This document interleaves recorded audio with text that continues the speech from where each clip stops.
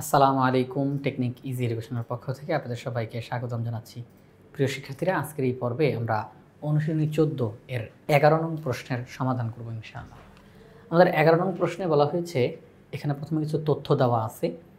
কোনো একটি ফ্যাক্টরিতে নিয়োগকৃত লোকদের কাজের ধরন অনুযায়ী নিম্নভাবে শ্রেণীকৃত করা যায়: ব্যবস্থাপনা ডিপার্টমেন্ট, পরিদর্শক, উৎপাদন, অফিসিয়াল। অর্থাৎ ব্যবস্থাপনার কাজে পরিদর্শক হিসেবে, উৎপাদন কাজে, অফিসিয়াল কাজে এই সংখ্যক লোক নিয়োগ করা হয়েছে। এখানে বলা হলো ব্যবস্থাপনার কাজে নিয়োগ করা হয়েছে 157 জন কর্মীকে, পরিদর্শক হিসেবে 52 জনকে, উৎপাদন কাজে 1473 জনকে, অফিসিয়াল কাজে 215 জনকে। তো এই যে লোকদেরকে নিয়োগ করা হলো, তো এদের সবার ভিতর থেকে যদি একজনকে নির্বাচন করা হয়, মানে সবাই দাঁড়িয়ে আছে অথবা সবার নাম লেখা আছে কাগজের মধ্যে, টুকরা টুকরা টুকরা কাগজের মধ্যে লেখা আছে, তো এই সবার মধ্য থেকে একজনকে যদি নির্বাচন করা হয় দৈবভাবে, তো যাকে দৈবভাবে নির্বাচন করা হবে, দৈবভাবে মানে কি? দৈবভাবে শব্দটার মানে হলো যে আগে থেকে আমরা সব জানি যে কি কি ঘটনা এখানে ঘটতে পারে, কিন্তু নির্দিষ্ট একটি চেষ্টার ফলে কি ফলাফল হবে তা নিশ্চিত করে বলা যায় না, তাকে বলা হয় দৈবভাবে, দৈব পরীক্ষা। জিনিসটা কেমন?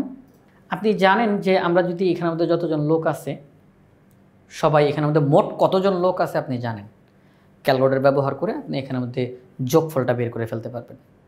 তো এখানের মধ্যে যতজন লোক আছে, যেমন আমরা যদি এখান থেকে তাকাই, এখানের মধ্যে মোট 1897 জন লোক আছে। এখানের মধ্যে মোট কতজন লোক আছে? 1897 জন। তো এই যে 1897 জন লোক আছে, আপনি জানেন যে এই 1897 জন লোকের মধ্যে ব্যবস্থাপনার জন্য 157 জন, পরিদর্শক হিসাবে এত, উৎপাদন কাজে এত, অফিসিয়াল কাজে এত। আপনি সব জানেন 1897 এর মধ্যেও এত এত এত সব জানেন। কিন্তু আপনি যদি বলা হয় এদের মধ্যে থেকে, মানে সবার নাম লেখা আছে কাগজের মধ্যে, টুকরার মধ্যে এক একটা, সবগুলো কাগজ একটা বাক্সের মধ্যে রাখা আছে, আপনি এখান থেকে নড়াচড়া করে একটা কাগজ উঠাবেন। যেই কাগজটা উঠাবেন, এখানের মধ্যে কোন ডিপার্টমেন্টের নাম লেখা আছে, এখানে মধ্যে যার নাম উঠবে তিনি কি ব্যবস্থাপনার ডিপার্টমেন্টের, তিনি কি উৎপাদন ডিপার্টমেন্টের, তিনি কি অফিসিয়াল কাজের, এটা আপনি কিন্তু নিশ্চিত করে বলতে পারবেন না যে আমি এই মুহূর্তে যেই কাগজটা উঠাবো ওই কাগজের মধ্যে ব্যবস্থাপনা বিভাগের লোকের নাম লেখা রয়েছে। এটা আপনি নিশ্চিত করে বলতে পারবেন না। আপনি সব জানেন যে এখানের মধ্যে 1897টা কাগজ রয়েছে, প্রত্যেকটার মধ্যে এক একজনের নাম লেখা, এক একটা ডিপার্টমেন্টের এক একজনের নাম লেখা বাক্সের মধ্যে। কিন্তু আপনি যখন এই নাড়াচাড়া দিয়ে যখন একটা কাগজ উঠাবেন, এই কাগজটার মধ্যে কোন ডিপার্টমেন্টের নামটা লেখা রয়েছে এটা নির্দিষ্ট করে বলা যাচ্ছে না। এটাকে বলা হয় দৈব পরীক্ষা। এটাকে বলা হয় দৈব পরীক্ষা, মানে আগে থেকে সব জানি কিন্তু নির্দিষ্ট একটা চেষ্টার ফলে কি ঘটবে তা বলা যায় না নিশ্চিত করে, তাকে বলা হয় দৈব পরীক্ষা। তো এখানে বলা হলো এনাদের মধ্য থেকে একজনকে দৈবভাবে নির্বাচন করলে, কিভাবে? দৈবভাবে নির্বাচন করলে লোকটি, যাকে নির্বাচন করা হবে সেই লোকটি ব্যবস্থাপনায় নিয়োজিত এর সম্ভাবনা কত? দৈবভাবে যে একজনকে নির্বাচন করা হলো, তিনি ব্যবস্থাপনায় নিয়োজিত এর সম্ভাবনা কত? তো আমরা জানি যে সম্ভাবনার যে সূত্র, উপরে বসে অনুকূল ফলাফল, নিচে বসে সমগ্র ফলাফল। তাহলে নিচে কি বসবে? সমগ্র ফলাফল, মানে একদম যতজন লোক আছে সবাই বসবে নিচে সমগ্র ফলাফল হিসেবে, আর উপরে বসবে অনুকূল ফলাফল। অনুকূল ফলাফল কি? শর্ত মেনেছে যারা। প্রশ্নে কি চেয়েছে? প্রশ্নে চেয়েছে ব্যবস্থাপনায় নিয়োজিত। প্রশ্নে কি চেয়েছে? ব্যবস্থাপনায় নিয়োজিত। তাহলে ব্যবস্থাপনায় নিয়োজিত লোক হচ্ছে 157 জন, ওনারা বসবে উপরে। মানে আমরা যে অঙ্কটা করব, ভগ্নাংশের লব হিসাবে বসবে ব্যবস্থাপনায় নিয়োজিত যে 157 জন, এই 157 বসবে উপরে, এটা অনুকূল ফলাফল। আর সমগ্র ফলাফল হিসেবে নিচে বসবে 1897। তো প্রিয় শিক্ষার্থীরা, চলেন আমরা অঙ্কটার সমাধান দেখাই আপনাদেরকে। ফ্যাক্টরিতে নিয়োগকৃত মোট লোকের সংখ্যা সবাইকে যোগ করলে 1897। ব্যবস্থাপনায় নিয়োজিত লোকের সংখ্যা 157 জন। তাহলে মোট ফলাফল, মানে মোট সমগ্র সম্ভাব্য ফলাফল 1897, আর অনুকূল ফলাফল 157। তাহলে আমরা বলতে পারি অতএব লোকটির ব্যবস্থাপনায় নিয়োজিত হওয়ার সম্ভাবনা 157/1897। আশা করি আপনারা সবাই বুঝতে পেরেছেন, এটাই সম্ভাবনার মান। এবার খ নাম্বার প্রশ্নে আমাদেরকে জিজ্ঞাসা করছে যে ওই যে দৈবভাবে একজন লোককে নির্বাচন করা হলো, ওই লোকটি ব্যবস্থাপনায় অথবা উৎপাদন কাজে নিয়োজিত এর সম্ভাবনা কত? আমরা চাচ্ছি যেই লোকটিকে দৈবভাবে নির্বাচন করা হলো তিনি হয় ব্যবস্থাপনার ডিপার্টমেন্টের লোক হোক অথবা তিনি উৎপাদন ডিপার্টমেন্টের লোক হোক। এটাই বলা হচ্ছে যে ব্যবস্থাপনায় অথবা উৎপাদন যেই লোকটিকে নির্বাচন করা হলো তিনি হয় ব্যবস্থাপনায় থাকুন আর নয়তো উৎপাদন কাজে থাকুন। আমরা চাচ্ছি যে যার নামটা উঠবে তিনি যেন এই দুই ডিপার্টমেন্টের যে কোনো এক ডিপার্টমেন্টের হন।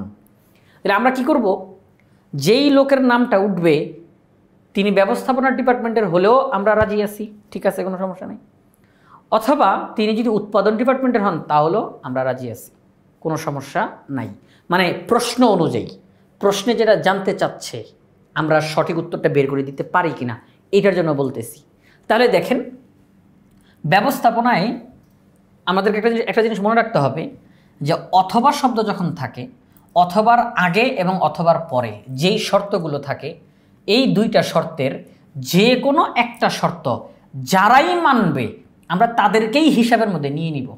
অথবা আরেকভাবে বলতে পারি, অথবা শব্দটা থাকলে যোগ করতে হয়। কি করতে হয়? যোগ করতে হয়। তাহলে ব্যবস্থাপনা ডিপার্টমেন্টের লোক আর উৎপাদন ডিপার্টমেন্টের লোক আমরা তাদেরকে যোগ করব। এই যোগফলটাকে বলবো অনুকূল ফলাফল। এই যোগফলটাকে কি বলবো? অনুকূল ফলাফল। এটা বসবে উপরে, আর নিচে সবসময় সমগ্র ফলাফল বসবে।